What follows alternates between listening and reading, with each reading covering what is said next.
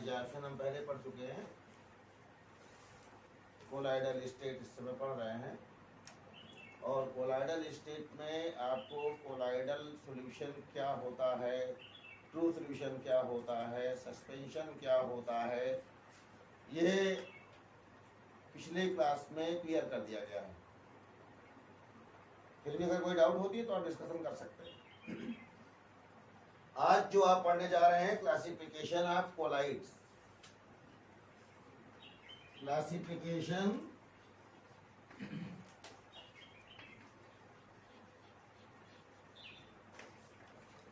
Of colloids. ये classification of colloids on the three grounds classification of colloids is made of. First ground, जो पहला ground रखा गया है, physical state of DP and DM. Physical state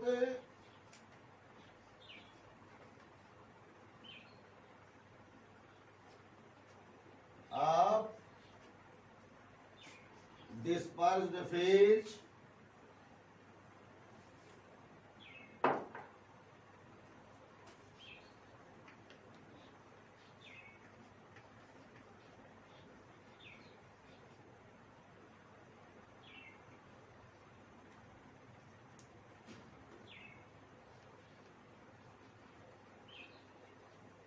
and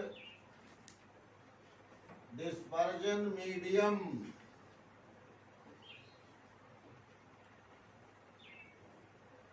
ये पहला ground है। इसका सेंस क्या है कि जो डिस्पर्ज्ड फेज है अर्थात जो घुलने जा रहा है, और जो डिस्पर्जन मीडियम है अर्थात जिसमें घुलने जा रहा है, उनका फिजिकल स्टेट। फिजिकल स्टेट का मतलब होता है solid, liquid, gas. Solid state, liquid state और गैसेस स्टेट। एक और भी स्टेट होता है प्लाज्मा स्टेट, जो हमारे नेशन में पाया जाता है, उसको सेमी सॉलिड स्टेट भी कहते हैं। हम उसकी जिक्र यहाँ नहीं कर रहे हैं, यहाँ केवल तीन ही की बात कर रहे हैं, सॉलिड, लिक्विड और गैस। ये तीनों डीपी या डीएम।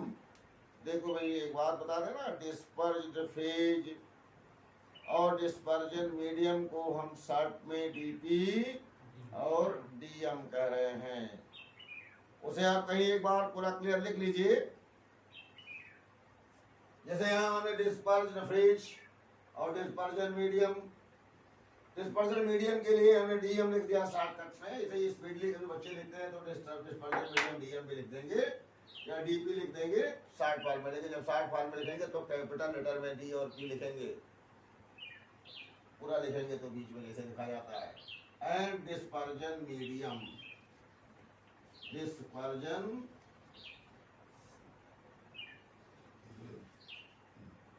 मीडियम।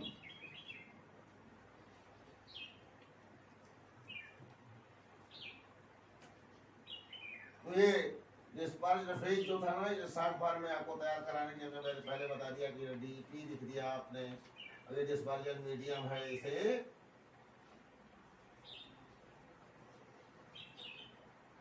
डीएम। बार बार इसका इस्तेमाल करते हैं, बार बार लिखना होता है, तो बच्चे भी बार बार एक बार किसी चीज को उतना बड़ा लिखने के बजाय शॉर्ट फॉर्म का इस्तेमाल कर सकते हैं। लेकिन एक बात ध्यान रखिएगा भाई, कहीं बोलने की बात आए तो डीपी और डीएम इन जनरल मत बोलिएगा, लिखिएगा भी नहीं, अपने शॉर्टकट में नोट बनाने में लिख सकते हैं। बोलिएगा डिस्पर्ज्ड फेज पूरा और डिस्पर्जन मीडियम पूरा, नहीं तो डीपी का कोई और निकालने लगेगा, ध्रुव प्रसाद निकालने लगेगा, डीएम का डिस्ट्रिक्ट मजिस्ट्रेट निकालने लगेगा। तो इसलिए ये आप अपने लिए पर्सनली शॉर्ट फॉर्म का इस्तेमाल कर सकते हैं, लेकिन एग्जामिनेशन की कॉपी में मत कर दीजिएगा। या किसी से बोल मत दीजिएगा, कई लोग कहेंगे भाई डीपीडीएम क्या होता है, जब लोग समझ के भी ना अनजान बनते हैं ना, जैसे आपने कहा डीपी या डीएम, तो सब जान तो जाएंगे, जो हम तो तुरंत जान जाएंगे कि आप डिस्पर्स फेज और डिस्पर्जन मीडियम कह रहे हैं, लेकिन उसके बाद मिलेंगे पूरा नाम बोलिए। चलिए, physical state of disperse phase and dispersion medium, इसके ग्राउंड पर किस प्रकार से कोलाइडल स्टेट को, कोलाइडल सॉल्यूशन को क्लासिफाई किया गया है, ये पहला है। और दूसरा क्या है, classification based on nature of interaction between dispersed phase and dispersion medium. तो हम पहले की चर्चा कर लें, फिर दूसरे की बात करें। तो पहली बात को पूरा क्लियर कर लें कि ये क्या है, सारा इस ग्राउंड पर हम किस प्रकार से क्लासिफाई करते हैं।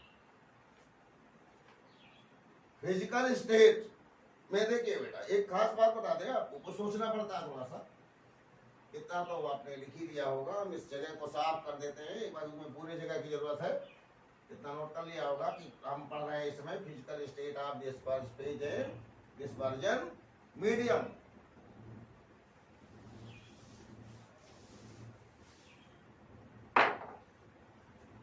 अब पूरा लर्न करने के लिए बड़ा सिंपल सा तरीका है, ये डीपी एडीएम के कॉलम बना लीजिए। हमारा स्टेट देखिए इस प्रकार से, ये हो गया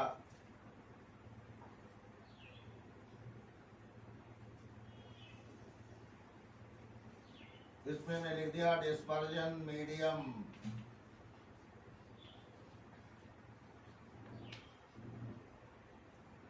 डिस्पर्जन मीडियम, और उसमें लिख दिया डिस्पर्ज्ड phase.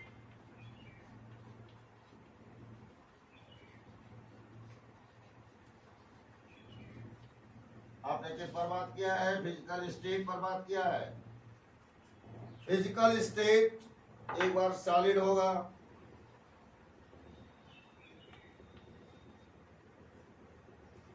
डिस्पर्ज्ड phase, dispersion medium solid होगा तो डिस्पर्ज्ड फेज भी सॉलिड हो सकता है, फिर ये सॉलिड होगा, ये लिक्विड हो सकता है, ये सॉलिड होगा, ये गैस हो सकता है। यानी किसको हम 3 बार सॉलिड ही लिख रहे हैं, सॉलिड, सॉलिड और सॉलिड। थोड़ा सा आपको याद करने में सुगमता मिलेगी, आसानी मिलेगी।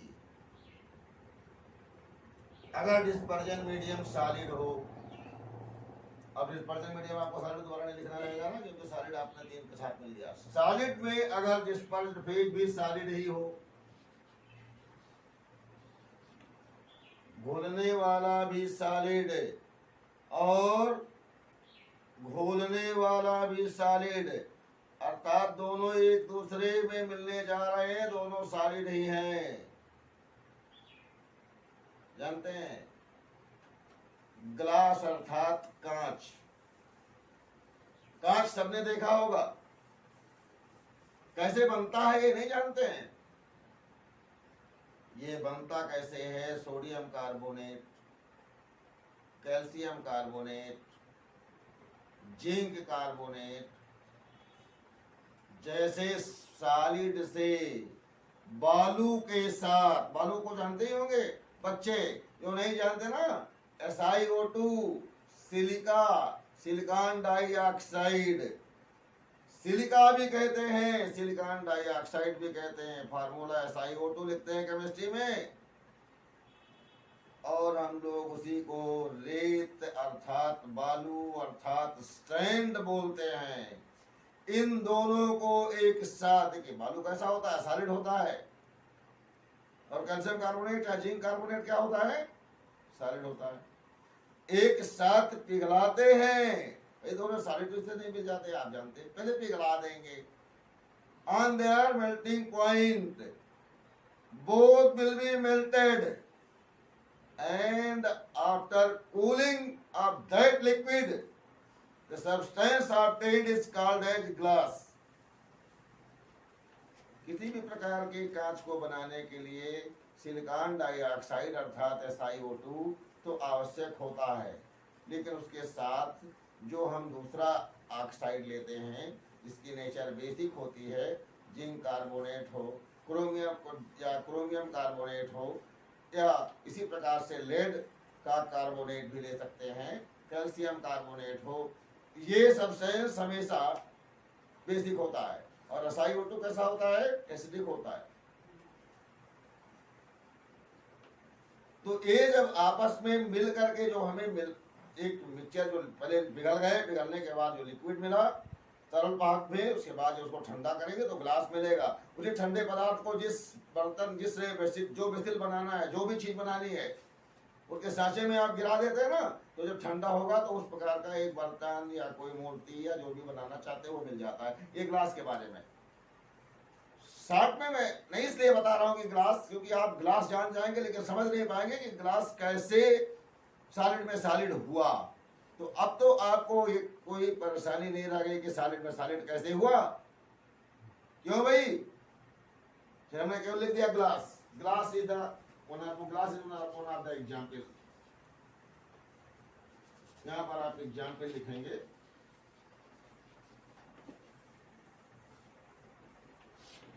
तो इसका एग्जाम्पल आपने लिख दिया ग्लास। और ग्लास कैसे बनता है आपको भी मैं समझाया, वो दिमाग में रखिए या रिपीट करके आपको फिर से सुन लीजिए, आपको फिर से मिल जाएगा कि हाँ ग्लास कैसे बनता है। इसी आधार पर देखिए, सिलिका तो हर जगह रहता है, लेकिन जैसे आप कहीं कैल्शियम कार्बोनेट, कहीं क्रोमियम कार्बोनेट, कहीं जिंक कार्बोनेट, ये बदलते हैं ना, इनके बदलने से ग्लास की वैरायटी क्या होगी? अलग अलग हो जाएगी। तो जो जिंक कार्बोनेट को मिला के प्राप्त करते हैं उसे जेना ग्लास कहते हैं। इसी प्रकार से Jena glass, Pyrex glass, Crookes glass, different type के ग्लास का फॉर्मेशन किया जाता है। कोई समस्या? तो ये ग्लास इसीलिए सॉलिड इन सॉलिड का एग्जाम्पल हो गया। सॉलिड डिस्पर्ज्ड फेज अगर है और डिस्पर्जन मीडियम आपका लिक्विड हो जाए, जैसे सॉलिड ही आपका जो है डिस्पर्जन मीडियम है और लिक्विड के फॉर्म में आ गया डिस्पर्ज्ड फेज,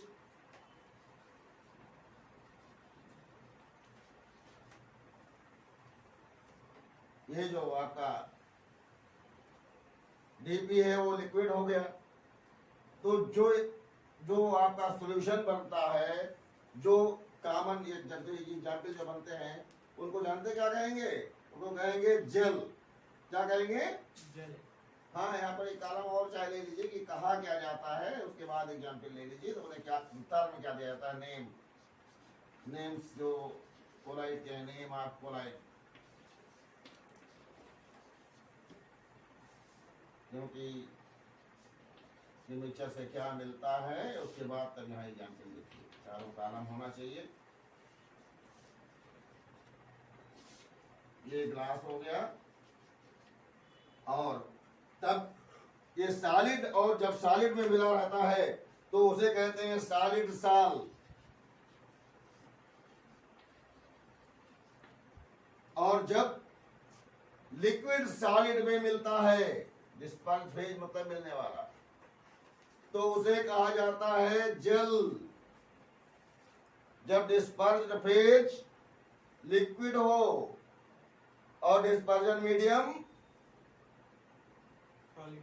सॉलिड हो तो उसे कहा जाता है जेल। और इसका एग्जाम्पल क्या जानते हैं? चीज, बटर, जेलीज।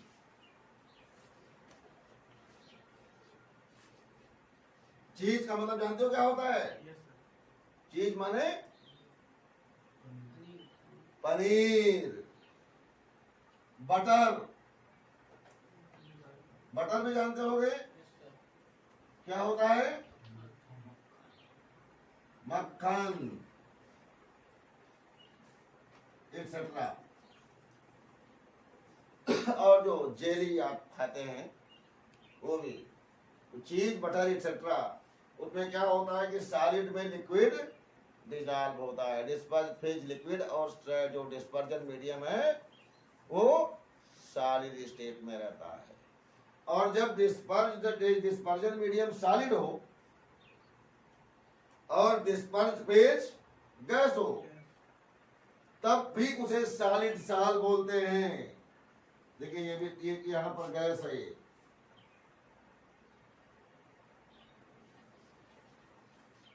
तब भी इसे सॉलिड सॉल ही बोलते हैं।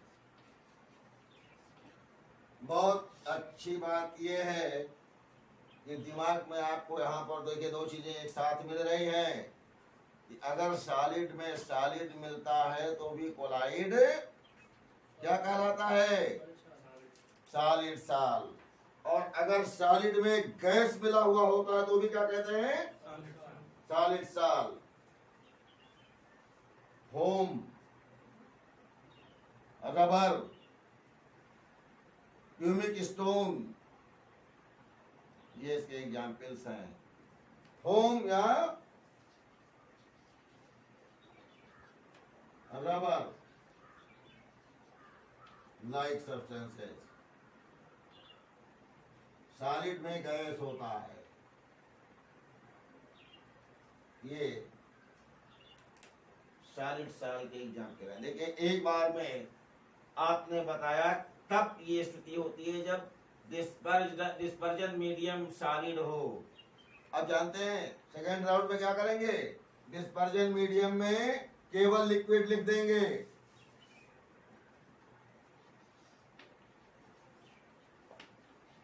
लिक्विड, लिक्विड और लिक्विड, तीनों में। लिक्विड में अगर सॉलिड घुला हुआ हो तब क्या कहेंगे, तो लिक्विड में अगर सॉलिड घुला हुआ हो, मतलब डिस्पर्जन मीडियम आपका क्या है, लिक्विड है, सॉलिड घुला हुआ है, तब उसे कहते हैं केवल सॉल।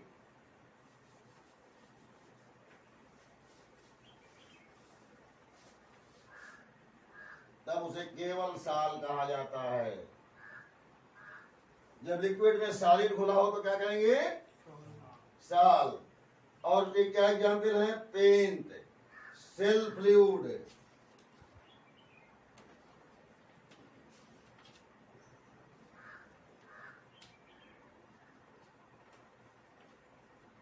सेल, आपके जो कोशिकाएं हैं आपके बॉडी में, उनमें जो फ्लूइड है उसमें क्या होता है, लिक्विड में सॉलिड सब्सटेंस घुले हुए होते हैं। पानी में, पानी तो आपके सॉल्वेंट के रूप में इस्तेमाल होता है, तो पानी में प्रोटीन, कार्बोहाइड्रेट जैसे सब्सटेंसेस, एमिनो एसिड घुले रहते हैं। तो सेल फ्लूइड भी इसका एग्जाम्पल हो गया। और फिर लिक्विड इन लिक्विड, जब लिक्विड इन लिक्विड रहता है तो लिक्विड इन लिक्विड होने पर क्या होता है, लिक्विड इन लिक्विड होने पर इसे इमल्सन कहते हैं।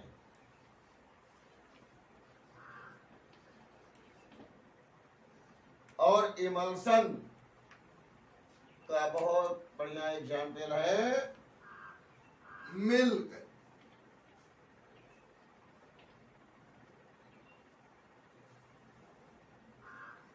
दूध, जिसमें लिक्विड में लिक्विड होता है। समझ में आया, कोई दिक्कत तो नहीं।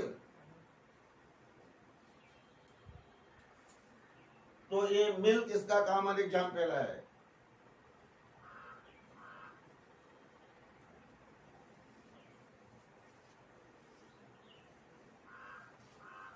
अब लिक्विड में अगर गैस मिला हुआ हो, लिक्विड में गैस, तो उसे कहते हैं फोम। फोम का मतलब झाग।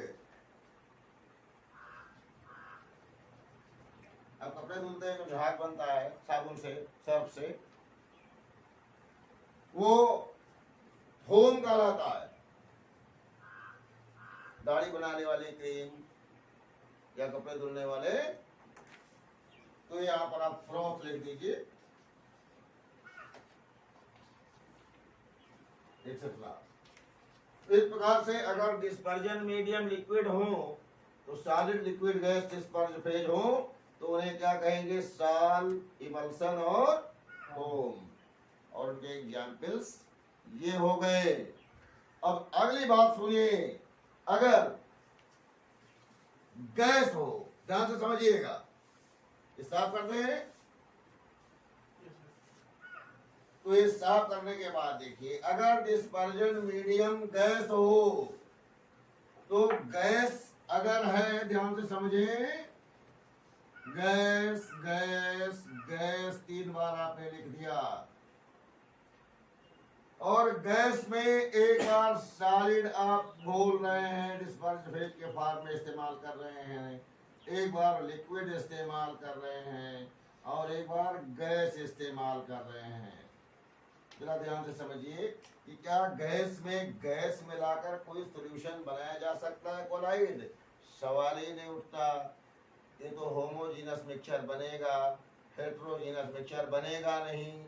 जबकि कोलाइडल सॉल्यूशन क्या होते हैं? हेट्रोजीनस इन नेचर होते हैं। तो इसका मतलब कि जो नेम ऑफ कोलाइड है वो क्या होगा? पॉसिबल नहीं होगा, नॉट पॉसिबल। दोनों गैस हैं तो कोलाइडल सॉल्यूशन एग्जाम्पल तो होगा ही। तो एग्जाम्पल कहां से ले आएंगे भाई? अपने घर से बनाएंगे क्या है? लेकिन जब गैस में सॉलिड घुला हुआ हो, तो अब उसे क्या कहेंगे? जब डिस्पर्जन मीडियम गैस हो और उसमें सॉलिड घुला हुआ हो, तब उसे क्या कहेंगे जानते हैं? एरोसॉल। क्या कहेंगे?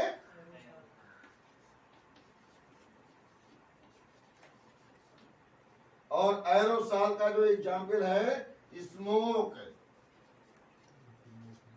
डस्ट,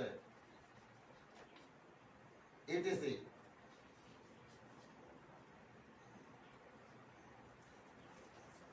धुएं में क्या होता है? गर्म हवा में कार्बन के पार्टिकल बंधे रहते हैं। तो गर्म हवा क्या है? डिस्पर्जन मीडियम है। Hot air act like dispersion medium and the colloid particles of carbon are bind in them, it is dispersion phase. एक बात और ध्यान रखिएगा बहुत बारीकी से, कि डिस्पर्जन फेज नहीं लिखिएगा कहीं, डिस्पर्ज्ड फेज। मीडियम के साथ डिस्पर्जन होता है और फेज के साथ डिस्पर्ज्ड होता है। ध्यान से समझिएगा, डिस्पर्ज्ड। बहुत बारीकी से, सब छोटी छोटी चीजें आपको ध्यान देना चाहिए। छोटी छोटी गलतियां आप करते हैं जिससे आपके नंबर कट जाते हैं। आपको लगता है कि बराबर तो है, लेकिन ऐसा नहीं है, दोनों में डिफरेंस हो जाएगा। ना इस पर इतनी अंग्रेजी तो आप जानते ही। जब डिस्पर्जन मीडियम गैस हो और डिस्पर्ज्ड फेज लिक्विड हो, तो डिस्पर्जन मीडियम गैस और डिस्पर्ज्ड फेज लिक्विड, तो जानते हैं क्या कहेंगे? तो भी एरोसॉल कहेंगे। तो आप इस तरीके से जब लिखते हैं तो आपको क्या लाभ मिलता है?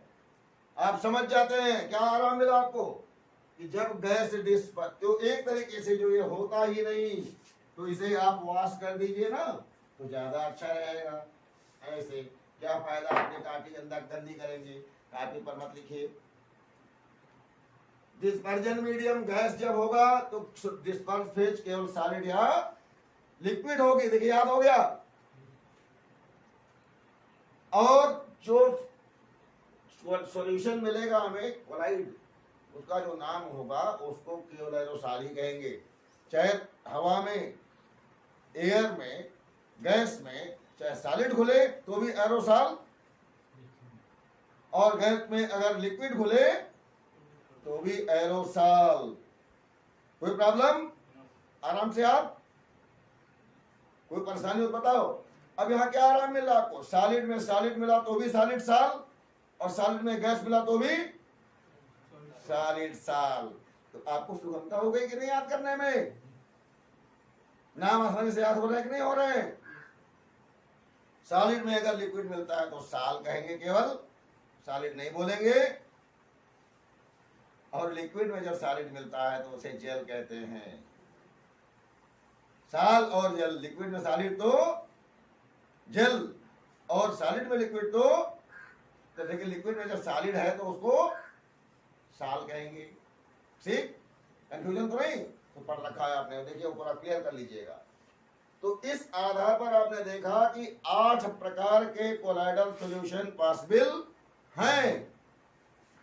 और अब बेटा अगली क्लासिफिकेशन हम बात कर रहे हैं, classification based on nature of interaction between GP and DM. Classification ये तो साफ कर सकते हैं, classification based on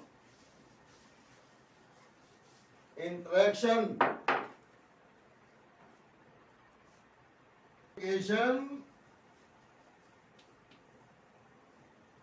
on the basis of classification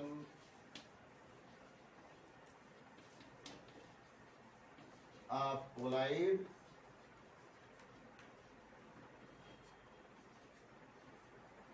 on the basis of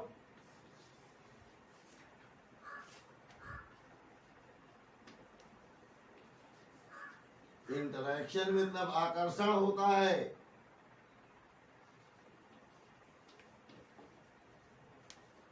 between dispersed phase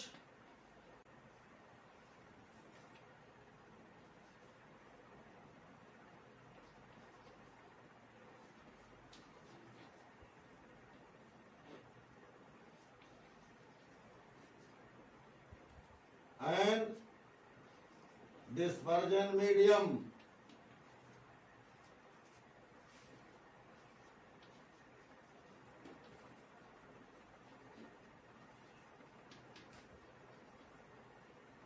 ये हम एक्सप्लेन करेंगे कल, और आज आपको कितना रिवाइज करना है, तैयार करना है।